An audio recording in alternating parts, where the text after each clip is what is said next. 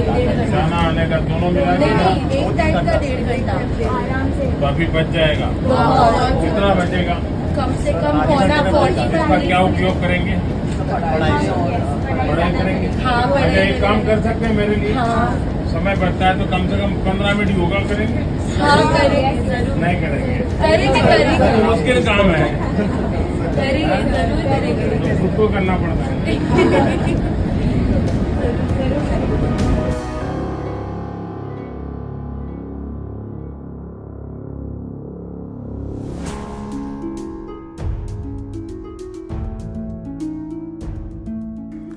हमारी ये प्रतिबद्धता मुंबई में मेट्रो नेटवर्क के विस्तार में भी दिखती है।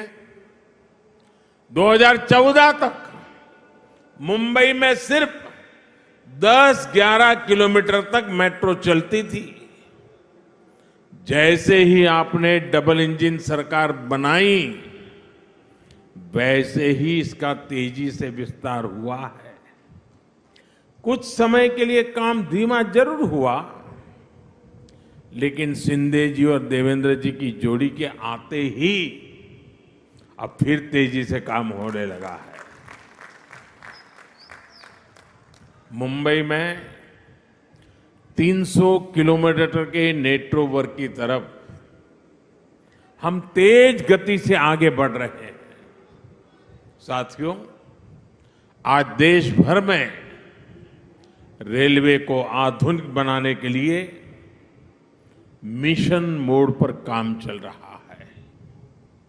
मुंबई लोकल और महाराष्ट्र की रेल कनेक्टिविटी को भी इससे फायदा हो रहा है। डबल इंजन सरकार सामान्य मानवी को भी वही आधुनिक सुविधा, वही साफ सफाई, उसी तेज रफ्तार का अनुभव देना चाहती है जो कभी साधन संपन्न लोगों को ही मिलती थी। इसलिए आज रेलवे स्टेशनों को भी एयरपोर्ट की तरह ही विकसित किया जा रहा है। अब देश के सबसे पुराने रेलवे स्टेशनों में से एक छत्रपति शिवाजी महाराज टर्मिनस का भी कायाकल्प होने जा रहा है। हमारी ये धरोहर अब 21वीं सदी के भारत की शान के रूप में भी विकसित होने जा रहा है। यहां लोकल और लंबी दूरी की ट्रेनों के लिए अलग अलग सुविधाएं बनेगी।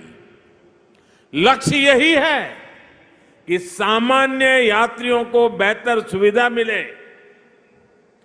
काम के लिए आना जाना आसान हो। ये स्टेशन सिर्फ रेलवे की सुविधाओं तक सीमित नहीं रहेगा, बल्कि ये मल्टी मॉडल कनेक्टिविटी का भी हब होगा।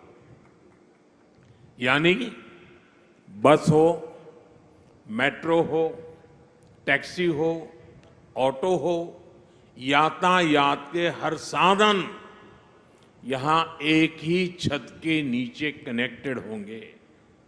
इससे यात्रियों को एक सीमलेस कनेक्टिविटी मिलेगी। यही मल्टी मॉडल कनेक्टिविटी है जिसे हम देश के हर शहर में विकसित करने जा रहे हैं।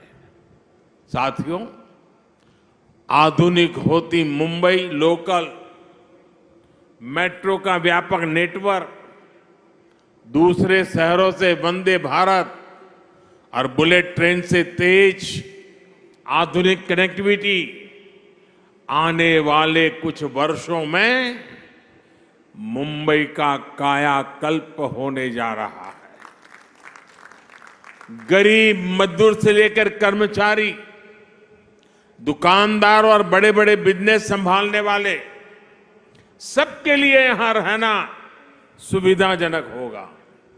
यहां तक कि आसपास के जिलों से भी मुंबई आना जाना भी सुलभ होने वाला है। कोस्टल रोड हो, इंदु मिल स्मारक हो, नवी मुंबई का एयरपोर्ट हो, ट्रांस हार्बर लिंक हो, ऐसे अनेक प्रोजेक्ट्स मुंबई को नई ताकत दे रहे हैं। धारावी पुनर्विकास, पुरानी चाल का विकास, सब कुछ अब ट्रैक पर आ रहा है और मैं इसके लिए शिंदे जी और देवेंद्र जी को बधाई देता हूं। मुंबई की सड़कों को सुधारने के लिए भी आज बहुत बड़े स्तर पर जो काम शुरू हुआ है, ये भी डबल इंजन सरकार की प्रतिबद्धता को दिखाता है। भाई और बहनों, आज हम देश के शहरों के कंप्लीट ट्रांसफॉर्मेशन पर काम कर रहे हैं। प्रदूषण से लेकर स्वच्छता तक शहरों की हर समस्या का समाधान ढूंढा जा रहा है। इसलिए हम इलेक्ट्रिक मोबिलिटी पर इतना बल दे रहे हैं, इसके लिए इंफ्रास्ट्रक्चर तैयार कर रहे हैं। बायोफ्यूल आधारित ट्रांसपोर्ट सिस्टम हम तेजी से लाना चाहते हैं। हाइड्रोजन फ्यूल से जुड़े ट्रांसपोर्ट सिस्टम के लिए भी देश में मिशन मोड पर काम चल रहा है। यही नहीं, हमारे शहरों में कूड़े की, वेस्ट की जो समस्या है, उसे भी हम नई टेक्नोलॉजी से दूर करने के लिए एक के बाद एक कदम उठा रहे हैं। वेस्ट टू वेल्थ का बहुत बड़ा अभियान देश में चल रहा है। नदियों में गंदा पानी ना मिले, इसके लिए वाटर ट्रीटमेंट प्लांट लगाए जा रहे हैं। साथियों, शहरों के विकास के लिए देश के पास सामर्थ्य की और राजनीति की इच्छा शक्ति की किसी भी चीज की कमी नहीं है। लेकिन हमें एक बात और समझनी होगी। मुंबई जैसे शहर में प्रोजेक्ट को तब तक तेजी से नहीं उतारा जा सकता जब तक स्थानीय निकाय की प्राथमिकता भी तेज विकास की ना हो।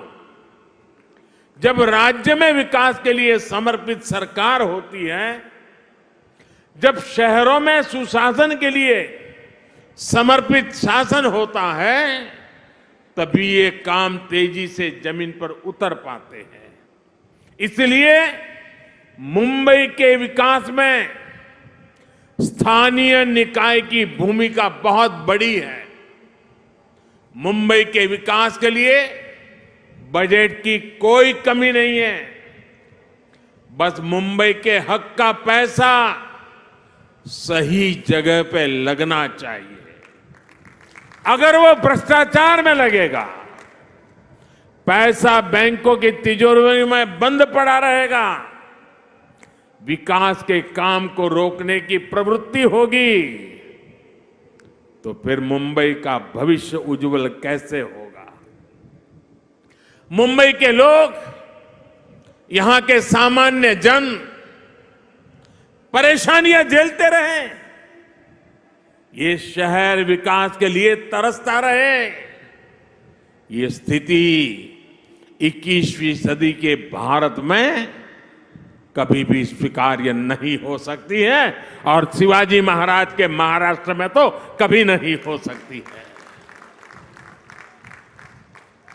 मैं मुंबई के लोगों की हर परेशानी को समझते हुए बहुत बड़ी जिम्मेवारी के साथ इस बात को रख रहा हूं। भाजपा की सरकार हो, एनडीए की सरकार हो, कभी विकास के आगे राजनीति को नहीं आने देती। विकास हमारे लिए सबसे बड़ी प्राथमिकता है।